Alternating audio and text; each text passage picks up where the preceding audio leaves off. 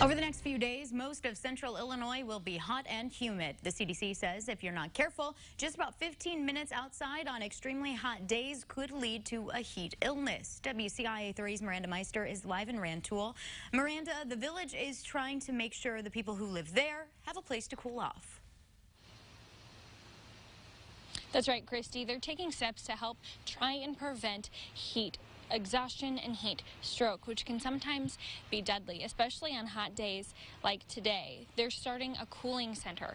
It's open for people who live in the village who need to cool off. They'll provide drinks and snacks for those who come to visit. It opened at 5 and will close at 9 at night. But if you need to stay overnight, they can still help you out. Village administrator says they are just trying to make sure everyone in the village is safe, even those who are just passing through. He says not many people have had to use the cooling center just yet because they have access to air conditioning at home or at work, but that just in case someone would need it, they're there. The Rantoul Cooling Center is open from 5 till 9 here at the Forum Fitness Center. You can find more information on cooling centers across all of central Illinois at WCIA.com. Reporting live in Rantoul, Miranda Meister, WCIA 3, your local news leader. So we're going to see that as we head throughout the day, the heat is going to be around. We're back up around the 90s farther to the west, where we do expect some of the 90s to be probably more widespread. And those of us closer to I-55 will see them more so because those of us eastward are probably going to have more of the cloud coverage. High heat and humidity with winds out of the northwest between 5 to 10. We're going to start off this morning with temperatures in the 70s and more that mugginess with the clouds that are going to be in and out here as we go throughout the day, but definitely noticing the steamy weather as we head into the afternoon. 73 in Springfield, 75 in Effingham, sitting right now at 73 with all of this action as far as the rain is concerned, heading its way eastward. Behind, yes, just more the hot air mass that will be around here for the next few days and does look to be probably the theme for us here for the foreseeable future. We'll see that as we look at future track. Not a whole lot really happening for us. We'll watch out for a cluster of showers and storms that will be farther to the north that could try to sneak its way into the region, but I'm thinking those chances are unlikely and definitely looking like low chances of any rain at all for us here for the foreseeable future until we get into the early part of next week. And with that, maybe a cold front to help bring us relief from this heat. We'll let you know how things are looking as far as a cool down ahead for us as we head into the beginning part of next work week and your 7-day forecast in just a few minutes. Christy? Thanks, Adam. A jury will start deliberating today on whether Brent Christensen is sentenced to life in prison or death. Christensen kidnapped and killed U of I scholar Yingying Zhang 2 years ago. The jury convicted him 3 weeks ago. Now the same 7 men and 5 women will decide his punishment. In order for him to be sentenced to death, their decision has to be unanimous. If there's even one holdout, Christensen will get life in prison without the possibility of release. New this morning, a Mount Vernon man was given probation after he was arrested in connection with a Charleston shooting. 18-year-old Shannon Barnes was one of 3 people arrested for the April shooting of Trevor Pinkstaff. It happened at Pinkstaff's apartment. He came home to find it being burglarized and was shot. Barnes faced burglary and firearm discharge charges. Another suspect was charged with the actual shooting. Barnes pleaded guilty to a burglary charge, and the other charges were dropped. He will now serve 2.5 years probation. A house that was the scene of a murder on Sunday caught fire Monday night. It happened near the corner of East Hickory Street and North Charles Street in Decatur.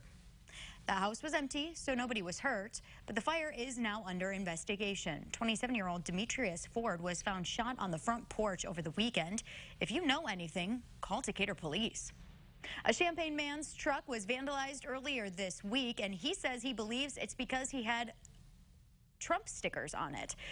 It happened while he was asleep. He woke up to find his middle back window busted out. That specific window said Trump on it, and the vandals also painted Antifa on the back of his truck. He believes the vandals are trying to limit his free speech. I have Trump 2020 on my truck, so I can speak for people that are afraid to come out and support him and our country. And so I feel that when I put it on my truck, I speak for them as well. He says he filed a police report. He's also hoping to have cameras put up on some of the buildings, and the repairs on his back window will cost about $400. He says his insurance company will not cover that. New this morning, a Springfield pediatric surgeon was arrested for domestic battery. Our partners at the State Journal-Register report John Sandoval was also charged with unlawful restraint. Witnesses told officers they saw him shove a woman into the driver's seat of a car. Police say the woman had dried blood on her lip and was holding her side as if she was in pain. An HSHS medical group spokesman says Sandoval was put on unpaid leave during an investigation. The state's attorney says Sandoval posted bail yesterday and was given a GPS monitor. He's expected to be back in court on the 25th. As we first told you yesterday on the morning show, the Springfield City Council has been locked in a recount process since March. Well, the council held a special session last night to resolve the issue, but it still didn't get done. City Council voted on whether to accept the recommendation from a hearing officer. He said Alderman Gail Simpson beat challenger Sean Gregory by less than a vote. 6 votes were necessary to either accept or reject the recommendation. The council came up short with a final vote of 5-4. Mayor Jim Langfelder voted no, saying the report disenfranchised voters. The right decision is making sure that no voters are disenfranchised and making sure that if a voter's intent you want to make sure those are accounted for. The hearing officials report threw out several votes because of circumstances that were not the voters' fault. Langfelder believes that those votes should count. School districts in Champaign County are still waiting on money owed to them in property taxes. Money was supposed to come last month, but the county property tax delay pushed it back. Some school districts are taking out loans to hold them over. New this morning, traffic could be backed up in part of Champaign starting today. Northbound Mattis Avenue will be closed, down to 1 lane between Alton Drive and Sheridan Road. This is for crews to patch some pavement in the area. The work is expected to wrap up on Monday. And that will wrap up the morning show for us on WCIA 3. But coming up when we make the switch to WCIX for the 7 and 8 o'clock hours of the morning show, Kathy Sweetler is stepping by for your money. With all of this year's flooding, Kathy has some tips on the best ways to handle your home insurance policy. But before we get to all that on WCIX, let's get a check of our 7-day hot one. Yeah, but it's going to be a warm one for sure, up around 90 degrees as we top off at 89, and then a lot more of the heat's around with a lot more of the humidity too. Thursday, Friday, Saturday, Sunday with the isolated storms. Thankfully, it looks like that's going to come along with a cold front, which will continue to sweep throughout your Monday, bring temperatures back down closer to seasonal averages and not even a little below, and we'll find our way back into the 80s by then. But a bunch of heat here over the next few days. Be careful, stay safe, stay cool, and of course keep your friends and your family and pets safe too. Most definitely.